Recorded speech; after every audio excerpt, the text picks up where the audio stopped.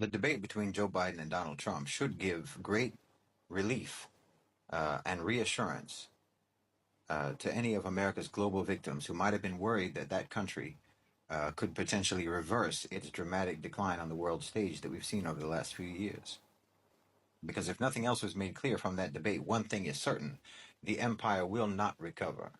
You know, a few people did ask me to do an analysis of the debate. I did watch it. But frankly, I don't see any value in doing a point by point breakdown. Let's just take it as a total. Take it in total as a spectacle of American rot that has reached devastating proportions. The only thing holding that house up at this point is the termites.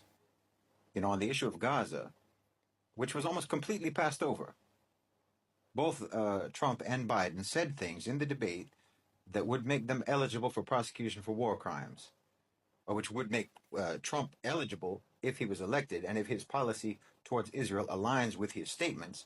And Biden, of course, is already eligible for prosecution anyway and should be prosecuted as a conspirator to genocide.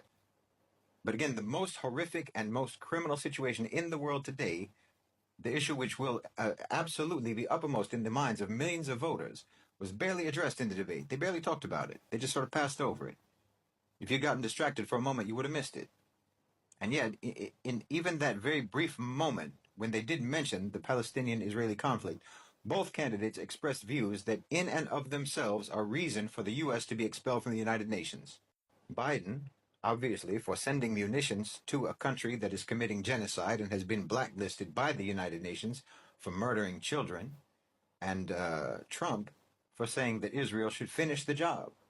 That's what he said, finish the job.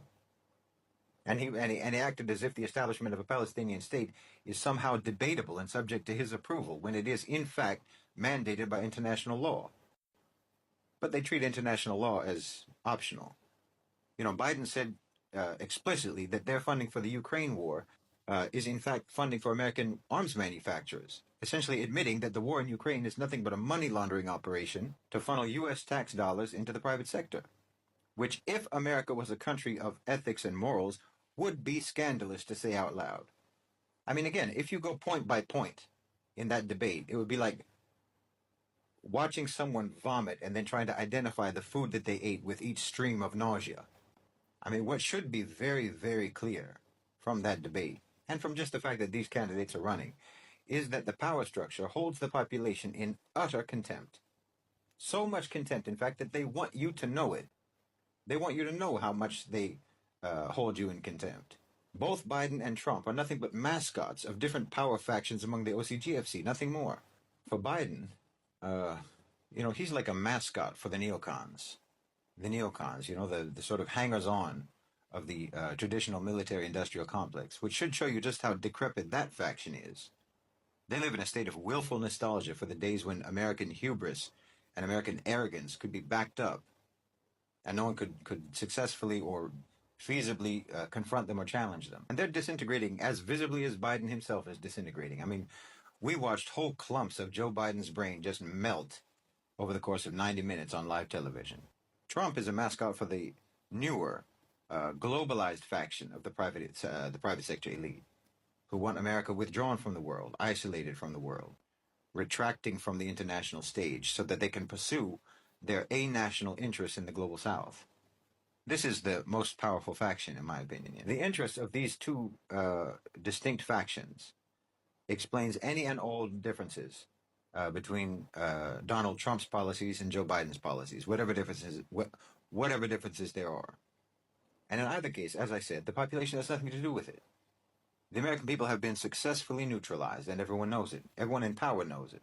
And it is the tragic reality for Americans that the way their country has behaved for as long as anyone can remember means that the undeniably bad news for the U.S., the news that there is only decline and deterioration in their future, is welcomed as blessed, wonderful news to the rest of the planet.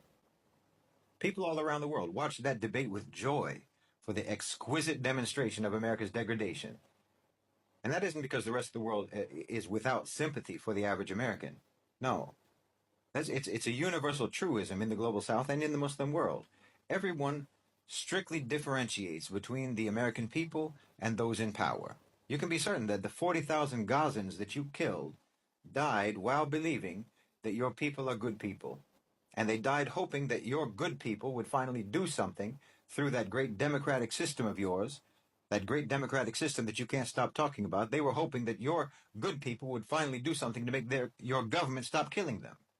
So yes, everyone sympathizes with your people, but they don't sympathize with your people more than they sympathize with their own people, with their own families, with their own communities and their own countries, all of which have been victimized by the United States and will be granted some level of relief by the decline of the United States.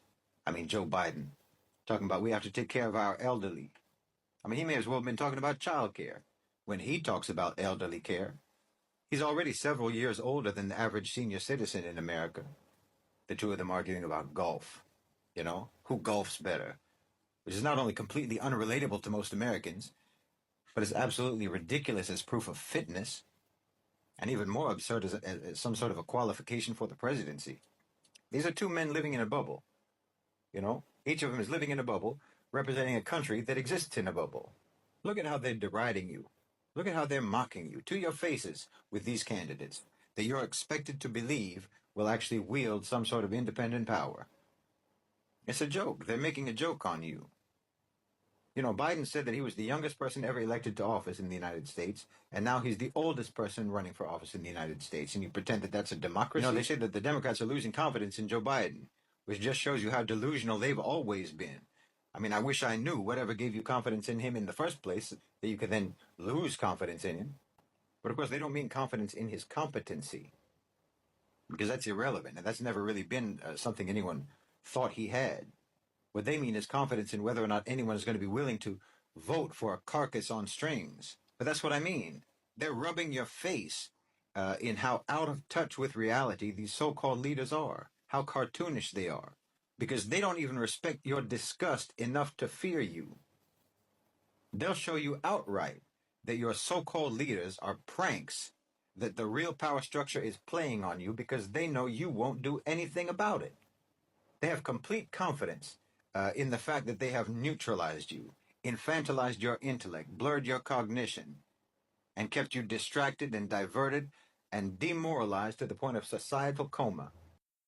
Now you know what it feels like to be subjugated, to have shells of men installed over you as rulers. Oh yes, the Muslim world and the global South do sympathize with you, because what you did to us, we wouldn't actually wish on our worst enemies, but now it is happening to you. Either way, be it Biden or be it Trump, American isolation will happen. Withdrawal from the world will happen. And there's going to be the same pattern in the United States that the United States instigated all over the world. Division, ethnic and religious tensions, civil strife, poverty, violence, tyranny, severe authoritarian security measures, on and on. All inflicted on you by the empire of the OCGFC, the patricidal private sector elites